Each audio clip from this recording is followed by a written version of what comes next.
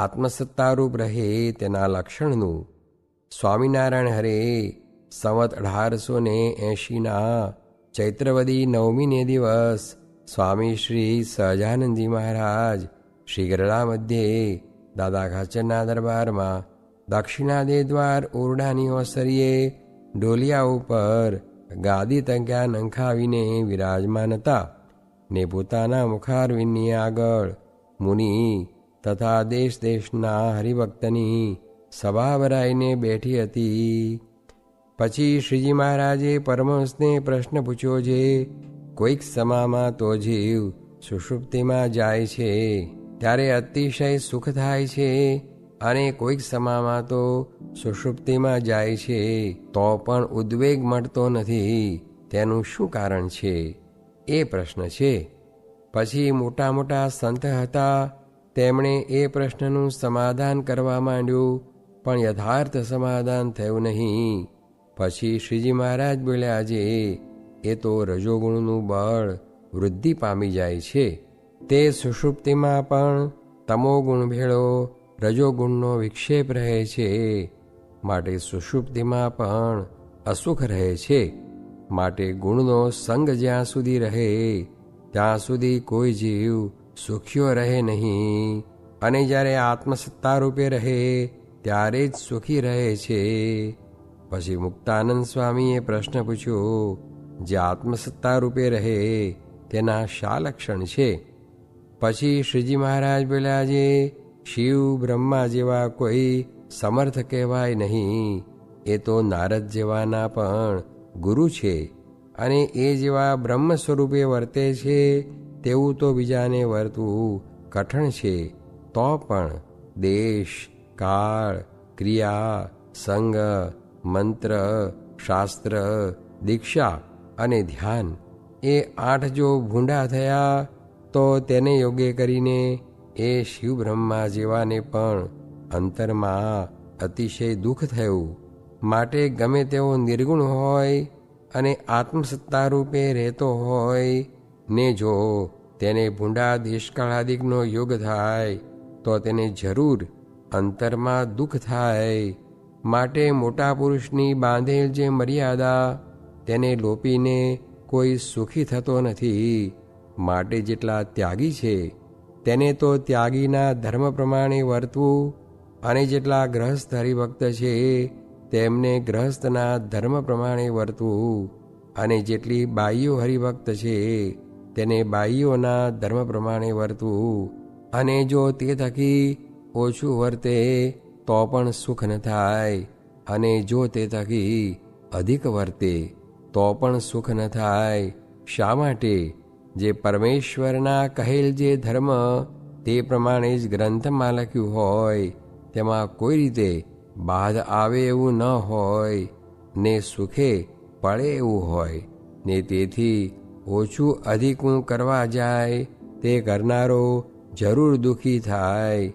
માટે સત્પુરુષની આજ્ઞા પ્રમાણે જે રહે છે તે જ રૂડા દેશકાળાદિકને વિશે રહ્યો છે, અને જે સત્પુરુષની આજ્ઞાથી બહાર પડ્યો તે જ તેને ભૂંડા દેશકાળાદિકનો યોગ થયો છે.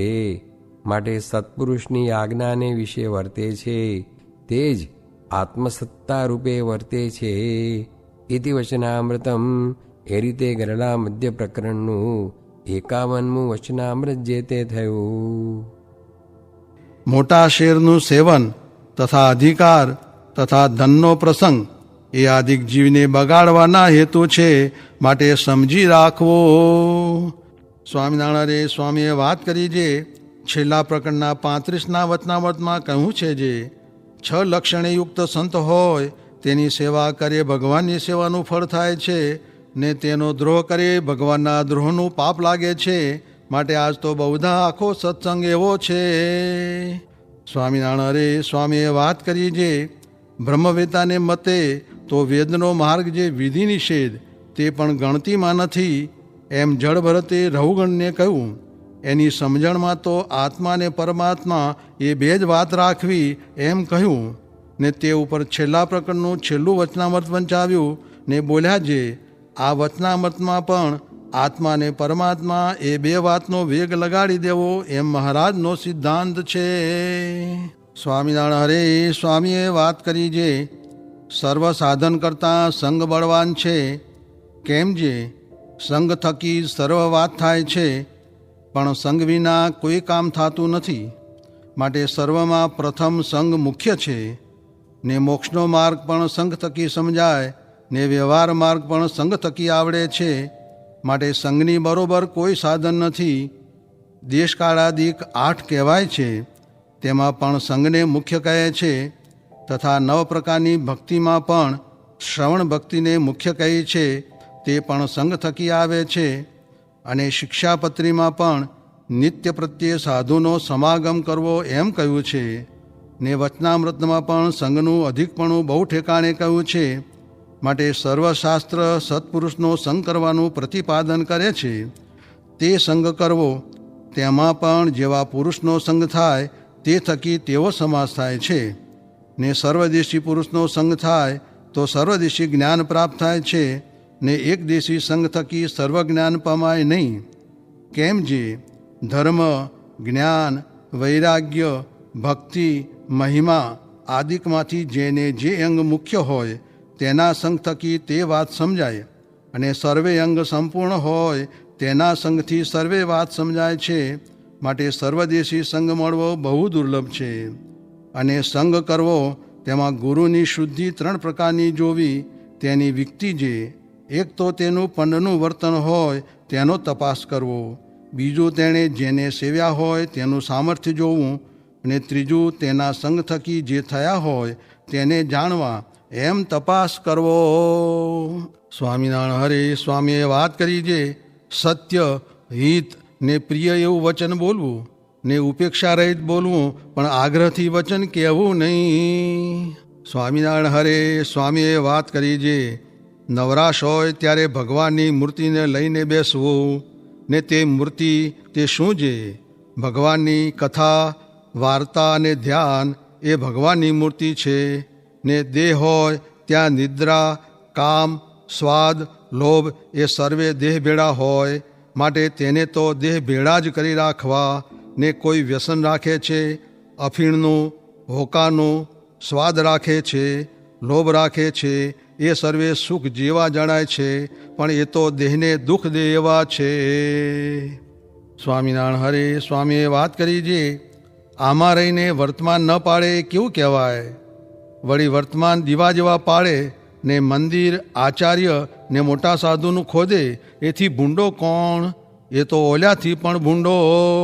સ્વામિનારાયણ હરે સ્વામીએ વાત કરી જે આ તો તમને ઘડી ઘડી પોરો દઉં છું, નીકર રાત ને દી એમને એમ કથા વાર્તા કર્યા કરું, પણ બીજાને મૂંઝવણ પડે તે સારું ઘડીક ભક્તિ, ઘડીક કીર્તન, કથા વાર્તા, ધ્યાન એ બધું ફરતું ફરતું કરવું, તેથી મૂંઝવણ થાય નહીં. સ્વામિનારાયણ હરે સ્વામીએ વાત કરી જે આ જીવને આ લોક ને નાત જાતનું જેટલું દ્રઢ થઈ ગયું છે એટલું ભગવાનની કોરનું દ્રઢ નથી થતું.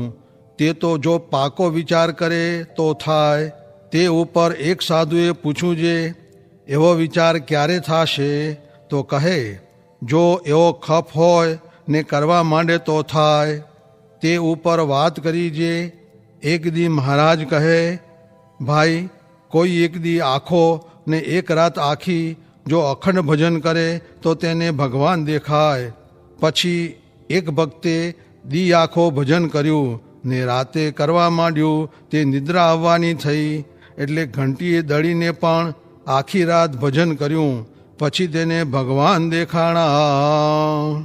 સ્વામિનારાયણ હરે સ્વામીએ વાત કરી જે ગોંડલમાં વાણીએ હવેલી કરી, તે નળિયા ચડાવ્યા, ત્યાં 40,000 કોરી થઈ, ને ઘરમાં પણ એટલી હતી. પછી એમને એમ નવી ઘરેણે મૂકી, તે હજી છૂટી નથી ને ખાવા મળ્યું નથી. તેમ આપણે પણ ગોંડલના વાણિયાના જેવું છે, તે આ દેહ ઘરેણે મૂકી છે, તે પ્રભુ ભજાતા નથી.